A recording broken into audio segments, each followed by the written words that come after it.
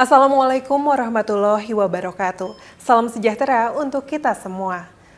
Saudara, Sapa Nusantara kembali hadir menyapa Anda dengan informasi hangat dan isu publik yang menjadi perhatian masyarakat.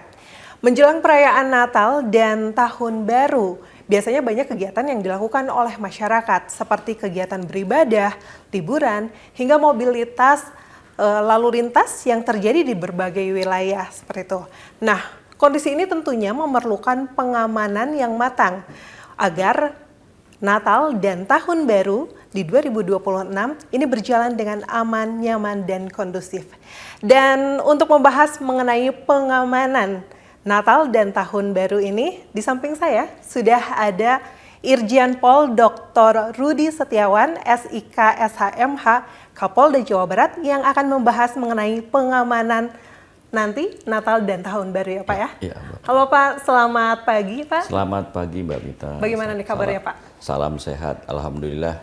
Tetap semangat untuk selalu berada di tengah masyarakat dan melayani masyarakat Jawa Barat. Melayani ya Pak ya, betul. Masyarakat Jawa Barat tentunya.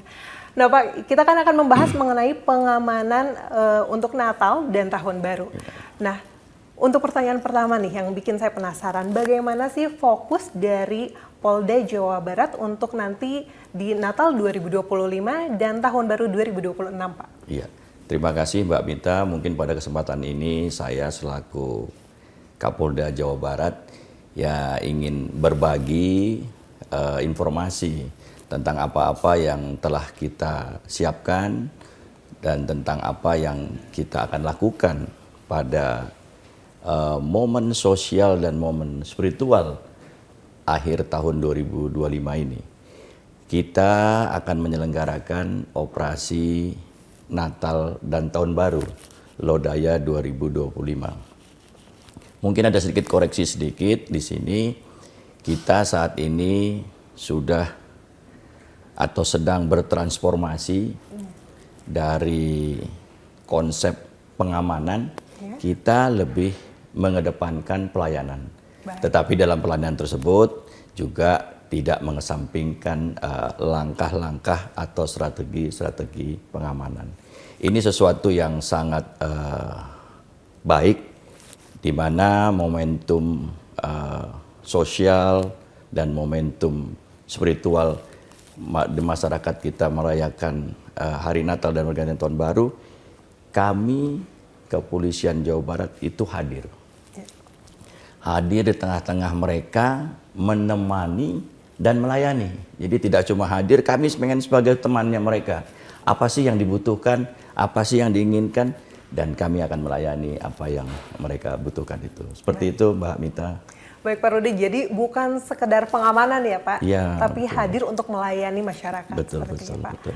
Nah kalau misalnya berbicara tentang melayani masyarakat dari Polda Jawa Barat, secara personel sendiri, ini ada berapa banyak nanti yang akan diterjunkan, dan seperti apa nih Pak strateginya untuk melayani masyarakat di Natal dan Tahun Baru ini? Iya, pelayanan yang kita akan berikan kepada masyarakat di akhir tahun ini, tentunya kita tidak hanya mengandalkan sumber daya manusia atau personel saja. Kita ketahui memang kalau di mana-mana itu kalau bicara personel pasti kita selalu merasa kekurangan. Karena kita mengedepankan setiap titik itu harus dijaga dan dijaga. Saat ini tentunya kita mengedepankan konsep kolaborasi.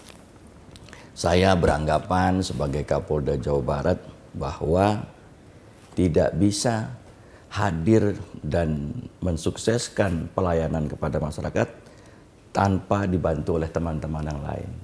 Kita di sini ada Forkopimda Provinsi, ada Kabupaten Kota, ada sahabat kami di TNI, dan beberapa ormas pemuda, masyarakat, keagamaan. Dan juga nanti kami akan mengempowering, memperdayakan pengurus-pengurus rumah ibadah, pengurus-pengurus gereja untuk melakukan pelayanan terhadap umatnya. Jadi kalau dari segi jumlah, itu kita punya personil Polda beserta kewilayahan ada 15 ribuan, Mbak Mita. tentunya ditambah tadi teman-teman lainnya tadi yang dengan sukarela akan mereka membantu sekitar 9.038-an. Jadi totalnya yang terlibat langsung, yang artinya di dalam rencana pelayanan tersebut ada 25 ribuan personil yang akan dilibatkan. Tapi tidak hanya personil, kami menggunakan alat tuh, Mbak. Okay. Nah, ini dengan zaman digitalisasi ini kita instrumen-instrumen atau alat-alat yang bisa menggantikan manusia ini kita manfaatkan. Ada drone, ada CCTV, dan masih banyak lagi alat-alat yang akan kita gunakan. Itu mungkin Mbak Mita untuk terkait dengan sumber daya manusia atau personil ya. Oh, jadi intinya memang kolaborasi ya, Betul. kolaborasi yang dilakukan dari jajaran Polda Jawa Barat dan juga stakeholder yang lainnya, Pak ya. Nah, Pak, kalau misalnya pengamanan Natal sendiri, ini bagaimana pengamanan nanti di tempat ibadah yang ada di seluruh Jawa Barat? Karena ini untuk keamanan dari para jamaah sendiri ketika melakukan ibadah seperti itu, Pak. Saya saat ini bersama stakeholder yang lain, FKUB, ya, MUI, tokoh-tokoh agama, pemerintah provinsi dan daerah, ini selalu mengkampanyekan kerukunan umat beragama, toleransi antara umat beragama. Kita ketahui pada tanggal 25 dan pergantian tahun itu teman-teman Nasrani, ya, teman-teman yang beragama Nasrani akan melakukan atau melaksanakan serangkaian kegiatan keagamaannya. Nah, harus jadi suatu modal masyarakat Jawa Barat. Harus toleransi. Nah, ini modal ini. Ini kita kampanyekan terus toleransi di antara umat beragama. Sehingga nanti pola yang kami gunakan tidak hanya dari aparatur atau aparat personil polisi tadi dan stakeholdernya, tapi kita minta juga masyarakat lainnya. Saya akan mengajak masyarakat sekeliling gereja, rumah ibadah, termasuk remaja-remaja gereja, pengurus-pengurus gereja. Karena ini sangat efektif menurut saya, di mana mereka ini mengenali secara jelas siapa yang jadi jemaahnya. Nah, ini kita dalam hal ini, dalam prakteknya, mereka bisa kita tempatkan di pintu-pintu masuk gereja, rumah ibadah. Saya tahu, oh ini ibu ini memang jemaah di sini. Jadi sudah pelayanan komunikasinya ini akan lebih baik dibandingkan dengan orang yang tidak mengenal. Biasanya ibu ini datang bersama keluarganya, mungkin bisa bertegur sapa juga. Ini suatu pola keamanan dan kenyamanan yang sangat baik, memberikan kenyamanan itu. Kemudian masyarakat sekitar, kan ini berada di wilayah mereka. Mereka harus hidup rukun. Sangat saya harapkan pintu gereja, jalan segala macam akan diisi oleh mereka. Mengatur lalu lintas, mengatur parkir, dan sebagainya. Dan kita polisi sebagai yang intinya, core-nya, nanti ya tinggal mengawasi. Ya, tinggal mengawasi, membimbing, mendorong supaya apa-apa yang sudah kita tentukan terkait pelayanan ini dapat berjalan. Itu kira-kira Mbak Mita ya. Iya Pak, menarik sekali ya tadi yang disampaikan oleh Pak Rudi bahwa ini bukan hanya dari aparat saja yang harus mengamankan, tapi juga bisa dari warga, jaga warga seperti itu ya Pak. Pak, tadi kalau misalnya tadi membahas mengenai bagaimana pengamanan di tempat ibadah, saya penasaran bagaimana nanti pengamanan di jalur-jalur liburan seperti itu. Tapi tahan dulu karena kita harus break sejenak ya Pak ya. Pemirsa jangan kemana-mana, tetap di Sapa Nusantara, kami akan segera kembali.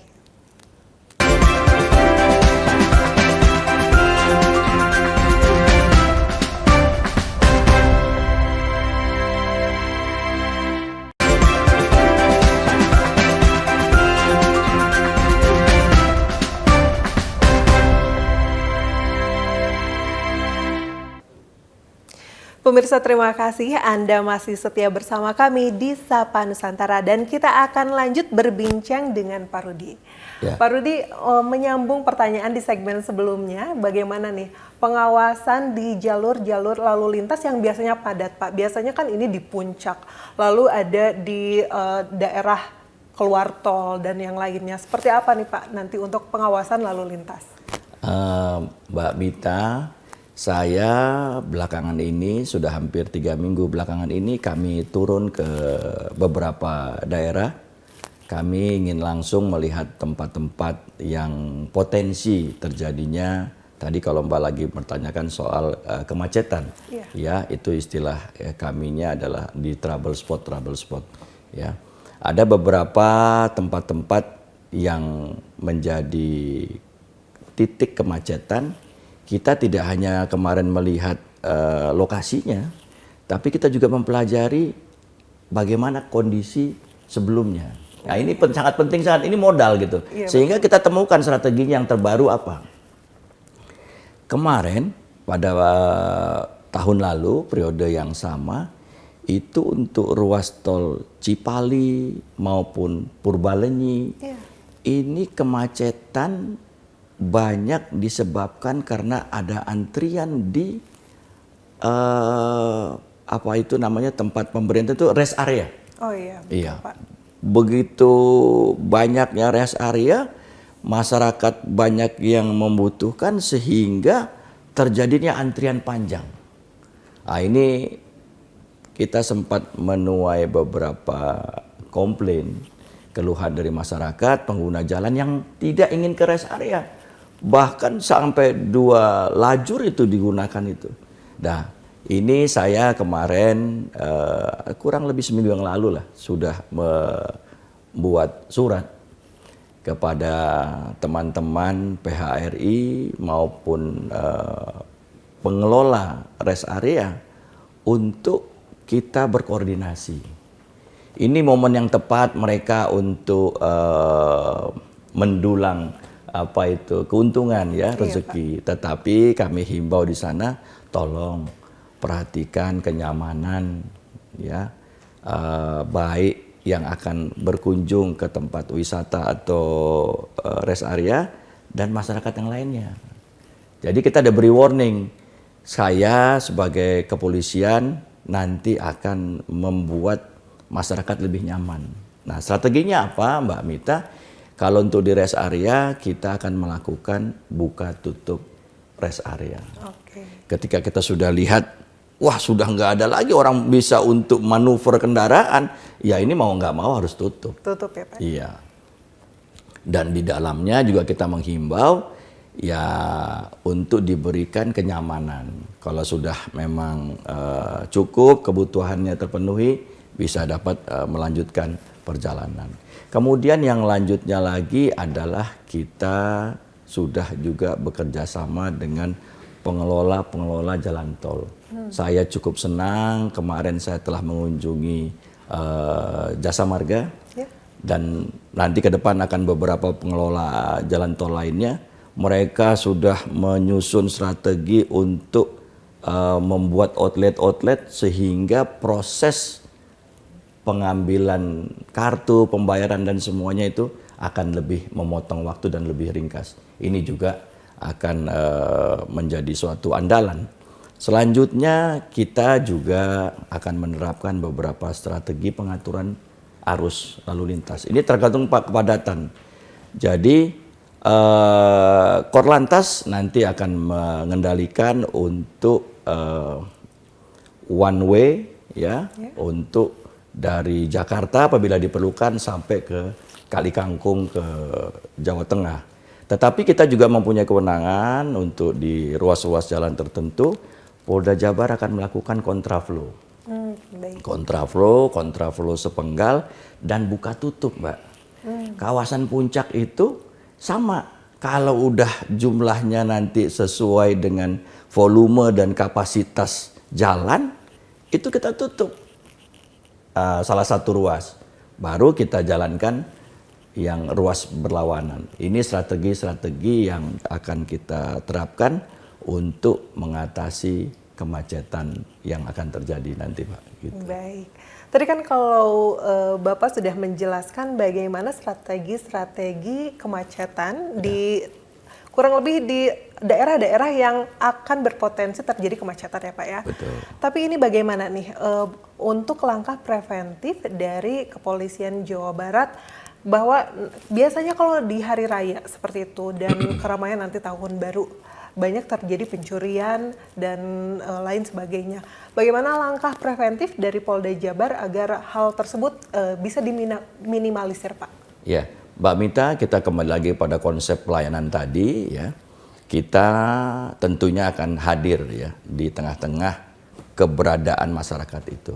Kita tentunya tidak lupa bahwa kriminalitas, kejahatan itu terjadi karena adanya kesempatan dan niat. Ini kita tidak sendiri, nah, kita bahas secara bersama-sama. Kalau masalah ini kesempatan, itu disebabkan oleh beberapa hal. Yang pertama adalah kedisiplinan. Yang harusnya mengunci pintu, tidak mengunci pintu. Yang harusnya pakai kunci double kendaraan, tidak mengunci double dan segala macam. Yang harusnya ada dijaga sama personil, ini tidak dijaga. Nah ini kita sudah identifikasi. Untuk itu kita akan hadir, kita akan himbau supaya disiplin untuk mengamankan diri sendiri. Saya ingin mengatakan bahwa jadilah polisi bagi dirinya sendiri, ya kan? Jadi nggak usah kita berharap sama orang lain, amankan dirinya sendiri. Oh ini dompet saya, ini motor saya, ini rumah saya belum dikunci dan sebagainya. Tetapi polisi juga akan hadir di sana. Jadi kehadiran nanti menutup celah kesempatan. Nah, yang untuk satunya bagaimana niat? Nah, niatan ini kami coba identifikasi, ini karena adanya kebutuhan tuh Mbak Mita. Kalau nggak ada kebutuhan, saya mah kalau sudah makmur semuanya ngapain lakukan kejahatan lagi. Iya. Tapi karena saya ada kebutuhan yang tidak terpenuhi oleh ya mungkin diri saya sendiri, keluarga dan negara, ya akhirnya kita cari jalan keluar. Selain masalah kebutuhan, ada juga masalah akhlak. Nah, semanusia ini walaupun lapar, tapi kalau mungkin ya tabah ibaratnya begitu ya, memegang teguh apa yang keimanannya, tentunya dia tidak akan melakukan hal-hal yang jahat yang merugikan orang lain. Nah, saya tidak sendirian, ini saya mengajak semuanya dari mulai keluarga untuk memberikan penyadaran bahwa antara hal yang baik dan tidak baik. Dan saya sangat senang karena saya berada di provinsi yang pimpinannya berada di suatu negara yang saya lihat pemerintahannya itu care, itu peduli sama pemenuhan kebutuhan masyarakatnya. Dari mulai Bapak Presiden, kemudian Bapak Gubernur kami, kabupaten kota, saya melihat mereka semua bergerak untuk memenuhi kebutuhan masyarakat. Insya Allah ini kalau semuanya berjalan, maka tadi niatannya itu akan berkurang. Baik. Kami akan hadir Mbak Mita untuk mencegah dan menanggulangi kriminalitas itu. Baik. Selain adanya pelayanan dari pihak aparat, juga harus ada akhlak yang baik ya, Ya, Pak ya, betul, dari para betul, masyarakat betul. yang ada di Jawa Barat. Ya, ya. Baik Pak Rudi, ini perbincangan semakin menarik, namun kita harus jeda terlebih dahulu, Iya, Pak. iya. Pemirsa jangan kemana-mana, tetaplah bersama kami di Sapa Nusantara.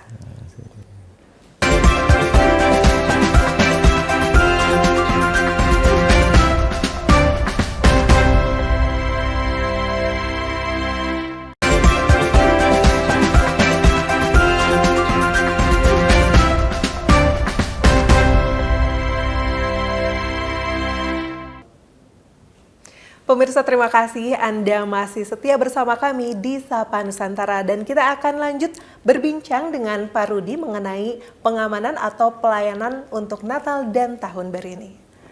Pak, kan tadi kita sedikitnya sudah membahas ini untuk langkah-langkah preventif kejahatan secara fisik seperti pencurian dan lain sebagainya. Namun bagaimana sih langkah-langkah yang dilakukan Polda Jabar untuk kejahatan digital seperti itu? Karena banyak sekali dengan mengetik jari di handphone gitu banyak informasi digital yang tidak benar atau hoax. Ini bagaimana Pak? Ini menjadi masalah kita semua pada saat-saat ini ya, dengan kemajuan teknologi digital, dengan kepemilikan apa itu gadget yang begitu gampang ya, artinya dengan mudah sudah kemajuan zaman kita menjadi suatu tuntutan berdampak kepada hal-hal negatif tadi. Pun bahasa Sundanya mah bisi-bisi fitnah. Oh, ya. iya. Ya, itu kemarin kami melihat antusias masyarakat sehari-hari ya dalam melihat suatu peristiwa ini luar biasa. Peristiwa apa saja, ya.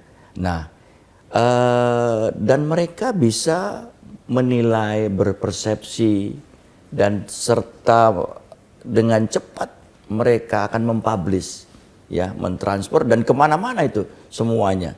Apa penilaian sepihak tadi, asumsi-asumsi sepihak tadi, yang mana mereka akan menilai sesuai dengan kapasitasnya. Apa yang mereka tahu ya udah tahu aja lah yang dinilai. Nah ini takutnya ini hoax-hoax ini yang akhirnya akan mengganggu pelaksanaan Natal dan Tahun Baru. Kita Mbak Mita punya Direktorat Cyber. Ya. Saya membentuk juga ada kelompok pengendalian media yang terdiri dari Pak Kabid Humas, ya, ada Inteltek kami. Nah ini semuanya setiap hari itu bersurfing terus kemana-mana, semua platform media, ya, mau YouTube, mau TikTok, terusnya juga itu kanal-kanal radio, televisi, ini kita berada di sana. Nah, begitu kita menemukan hal-hal yang kita anggap ini potensi mengganggu operasi Natal dan Tahun Baru, ini kita segera lakukan analisa. Ini terus yang pertama adalah kita lakukan kapan sih ini terjadinya, di mana, siapa yang mempublish dan segala macamnya.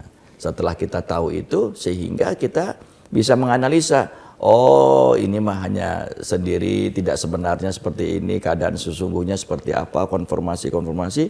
Nah, baru kita akan melakukan penerangan lah kepada kepada publik, maksud kami, bahwa itu adalah hoax gitu ya, bahwa itu kejadian sebenarnya, klarifikasinya ini. Kami akan minta orang-orang yang ada di dalam tayangan tersebut ya untuk juga menyampaikan klarifikasi apabila tidak benar. Tentunya juga kalau misalnya benar ya tentunya ini respon-responnya juga harus kita berikan. Intinya bahwa kami mempunyai kekuatan di dunia siber, tetapi tidak sendiri juga, Mbak. Kami juga akan berkolaborasi dengan ya teman-teman Kominfo yang punya kewenangan lain juga untuk segera mengatasi hoax-hoax yang terjadi. Baik. Jadi memang pada intinya lagi-lagi adalah kolaborasi, ya, karena semuanya tidak bisa dilakukan sendiri. Oleh Polda Jabar. Betul. Seperti itu. Nah Pak, terakhir apa nih imbauan dari Pak Kapolda kepada masyarakat Jawa Barat agar jalannya Natal 2025 dan Tahun Baru 2026 ini berjalan dengan aman, nyaman, dan kondusif, Pak? Ya, Mbak Mita, saya selaku Kapolda Jawa Barat mempunyai kewajiban untuk hadir di tengah saudara-saudara sekalian di semua kegiatan, semua event. Nanti kegiatan ibadah kami akan hadir, di kegiatan liburan pun kami akan hadir. Kami akan menjadi teman semua masyarakat Jawa Barat. Silahkan nanti hubungi kami, apa yang dibutuhkan kami akan segera hadir. Dan ada satu lagi, ya, jadilah polisi bagi dirinya sendiri. Ya, ini sangat baik sekali, di mana kita dapat menjaga kenyamanan, menjaga keamanan yang akan menimpa pada diri kita sendiri. Dan yang terakhir, kami punya slogan, yaitu Sauyunan Jaga Lembur. Ini tidak meninggalkan kearifan Jawa Barat, bahwa kita bisa melayani masyarakat dalam Natal dan Tahun Baru secara bersama-sama. Kita jaga Jawa Barat, kita buat masyarakat Jawa Barat nyaman, dan kita layani semua yang menjadi kebutuhan. Saya rasa itu saja. Selamat berlibur, selamat menjalankan ibadah Natal dan Tahun Baru, dan kami Polda Jabar siap melayani masyarakat semua. Baik. Terima kasih sekali lagi pada Pak Rudi. Dan tadi yang menarik adalah sauyunan jaga lembur.